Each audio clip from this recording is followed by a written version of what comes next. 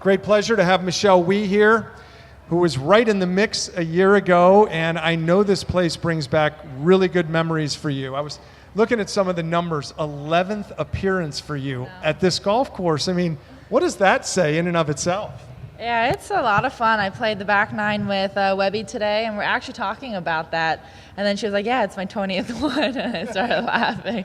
But there's so many great memories here. It's just, I just really want to thank A&A for keeping it going. I mean, the traditions are so great, and, I know there was an opportunity where this tournament might not have happened, but, I'm really glad for the new sponsor. It's really great, new colors and everything. So I'm just really grateful to be back here. Let me follow that up, actually. So let's talk about that from a big name player perspective. You want to elevate yourself in major championships. Now that you've won one especially, these are very important to you. You understand the importance of bigger stages for women's golf because you like to be a part of that. So as you saw perhaps some uncertainty for an event like this, as a player on this tour, what did you really think? And how is this news for you?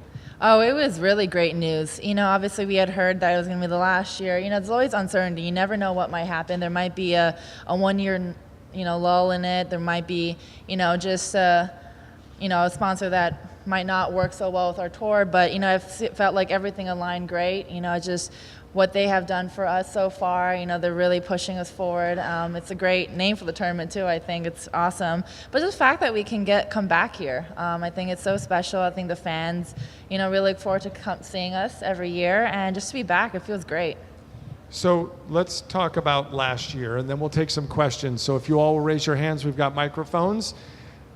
Was last year a positive here for you, or was it a disappointment? It was both. I was heartbroken afterwards, but at the same time, I played as hard as I could.